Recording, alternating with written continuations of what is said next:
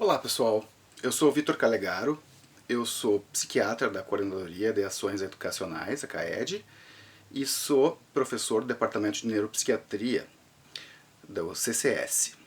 Então eu vou falar para vocês, nesse curso de inclusão, sobre transtornos mentais comuns. Basicamente, os transtornos mentais comuns compreendem a depressão e a ansiedade, os transtornos de ansiedade. O que é a depressão? Depressão é um transtorno mental no qual a pessoa apresenta, por pelo menos 2 semanas, na maior parte do tempo, sentimentos profundos de tristeza e ou perda do prazer nas atividades que ela costumava se sentir bem ao fazer.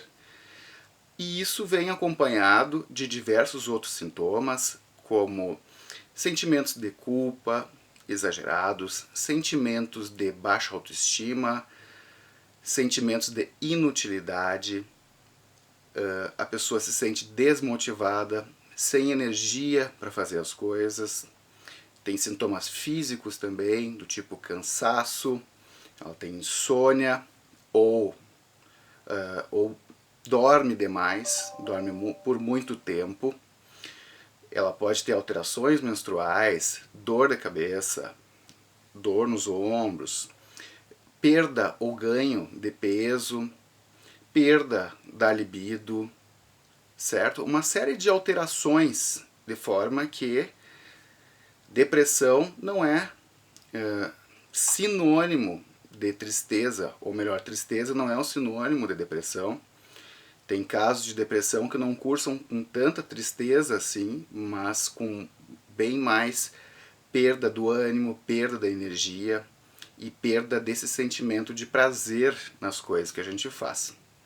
Também a depressão costuma ser acompanhada de pensamentos de que a vida não vale a pena, as coisas não fazem sentido, e esses pensamentos podem evoluir para ideação suicida e até para uma tentativa de suicídio. Então, cabe mencionar que o suicídio é um problema grave, um problema de saúde pública, que vem aumentando entre jovens nos últimos 10, 15 anos no Brasil e no mundo, e tem como principal diagnóstico associado a depressão. Depressão e se incluem aí outros transtornos de humor do tipo transtorno bipolar. Bom, e a ansiedade? Que, aliás, sintomas de ansiedade também podem acompanhar uma depressão em muitos casos.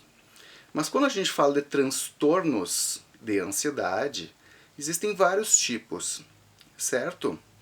Do tipo transtorno de ansiedade generalizada é uma sensação difusa de ansiedade que, em geral, cursa com preocupações com diversas coisas da vida. São coisas cotidianas, do tipo pagar contas, estudos, cuidar dos filhos, cuidar dos pais, relacionamentos, ou seja, são preocupações, né, que são comuns dos seres humanos, mas nesse caso da pessoa com TAG, transtorno de ansiedade generalizada, ela não consegue controlar essas preocupações. Elas vêm como pensamentos intrusivos que são repetitivos e causam angústia, muitas vezes insônia e sensações físicas de ansiedade, do tipo coração acelerado, taquicardia,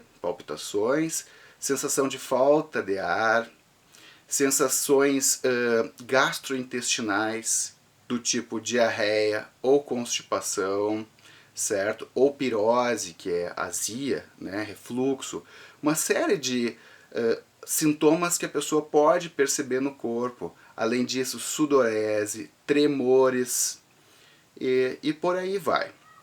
Então, o quadro da ansiedade generalizada é um quadro crônico, em geral mais de 6 meses, que a pessoa persiste assim com essas preocupações e isso traz bastante impacto na vida. Além disso, tem um transtorno do pânico, o transtorno do pânico inclui ataques de pânico recorrentes, mas um ataque de pânico não é sinônimo de transtorno do pânico, porque um ataque de pânico pode acontecer em várias situações e que não necessariamente são patológicas. Mas o ataque de pânico, então, é uma sensação súbita de ansiedade extrema, intensa, que em geral a pessoa fica preocupada por estar tendo um problema físico, ela acha que isso pode causar talvez a morte dela, se preocupa com um AVC, com um infarto, com algum problema físico, uma arritmia, alguma coisa assim, ou simplesmente o medo extremo. E é um ataque que vem evoluindo em questão de 5, 10, 15 minutos e tende a durar em torno de meia hora no máximo. Ou seja, é um ataque mesmo, vem aquela crise, aquela sensação, ela atinge o ápice dentro de poucos minutos e ela cessa também dentro desse período, embora, claro, uma pessoa que tem um ataque de pânico num dia, ela pode permanecer ansiosa, mas não naquela crise, naquela intensidade durante o dia inteiro, tá? Então, o transtorno do pânico inclui a experiência de ataques de pânico repetidos, em geral, e que também, além disso, a pessoa passa a ter uma preocupação que é persistente, incomoda, que é a preocupação com ter novos ataques. Ela fica preocupada com o que aconteceu e que isso pode acontecer de novo, e daí ela vai no médico, ela faz exames e não sabe o que está acontecendo. Isso vai gerando uma preocupação que só vai aumentando ainda mais a ansiedade, né? E de forma que ela tem essas preocupações e ela tenta evitar coisas que ela imagina que possam causar esse ataque. Então tem esse comportamento evitativo que acompanha. Vamos supor que a pessoa tenha tido um ataque de pânico no trabalho, ela pode ter uma dificuldade muito grande para voltar para o trabalho, porque ela cria um medo de que se ela for para o trabalho ela pode ter de novo, certo? Esse ataque de pânico.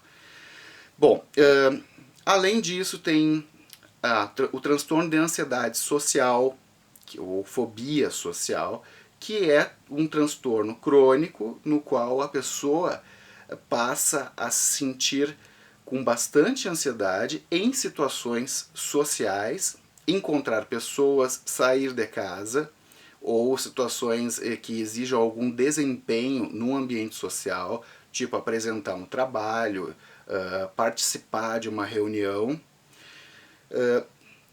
E quando isso acontece, dela e ter que enfrentar uma situação social, ela pode ter um ataque de pânico ou não, mas ela suporta aquela situação com muito medo, com muita ansiedade. Nesse caso, o medo, a preocupação da pessoa com a ansiedade social é o medo dela passar vergonha ou de ser humilhada, dela ter uma reprovação pelo seu comportamento. Dessa forma, tem pessoas que têm ansiedade social até mesmo em filas, em restaurantes, né, que se sentem ansiosas até para pedir um prato, chamar o garçom no restaurante. Ou tem a sensação de que as pessoas estão olhando para ela comendo e ela fica angustiada porque ela não pode errar, porque se ela deixar cair um grão de arroz, por exemplo, ela se sente muito ansiosa e se sente muito envergonhada, certo? Sente aquilo como, às vezes, como vergonha ou com uma humilhação, certo? Bom, existem outros transtornos que vêm junto, né? A agorafobia, por exemplo, que é o medo de ter um ataque de pânico numa situação onde ela não conseguiria escapar, por exemplo, dentro de um estádio de futebol cheio, dentro de um cinema, ou em lugares abertos, dentro de um ônibus, no meio de transporte, dentro do avião, tá? Então, tem fobias específicas, Mas, de qualquer forma, todos esses são englobados nos transtornos de ansiedade, que são os transtornos mentais mais comuns na população em geral. Uma prevalência em torno de 27%, uma prevalência na vida, ou seja, numa média da população, esses são dados americanos, assim, numa média da população ao longo da vida, né, 27% dos indivíduos vai apresentar algum tipo desses transtornos de ansiedade. A prevalência da depressão se situa em torno de 15%, também pensando na população americana, que é onde nós temos os melhores estudos de prevalência, né? Então, em torno de 10 a 15%, só que tanto transtornos de ansiedade quanto depressão são bem mais comuns em pessoas do sexo feminino do que no sexo masculino, em torno de 2 a 3 vezes para 1, né? 2 a 3 para 1. Então, se for considerar entre os sexos, né, o sexo feminino tem uma prevalência bem maior assim, de transtorno de ansiedade e depressão ao longo da vida. Isso passa por fatores biológicos, certo? Não são só questões culturais que entram em jogo, embora, claro, que as questões culturais interferem sim, mas tem um componente neurobiológico e do temperamento que influencia bastante nisso, certo? Isso, mais adiante eu vou falar sobre temperamento, sobre personalidade, né, e vocês vão entender um pouco melhor, tá? Porque se por um lado, né, mulheres têm mais essa tendência a afetos negativos, que então é uma palavra que é comum tanto para depressão quanto para transtornos de ansiedade.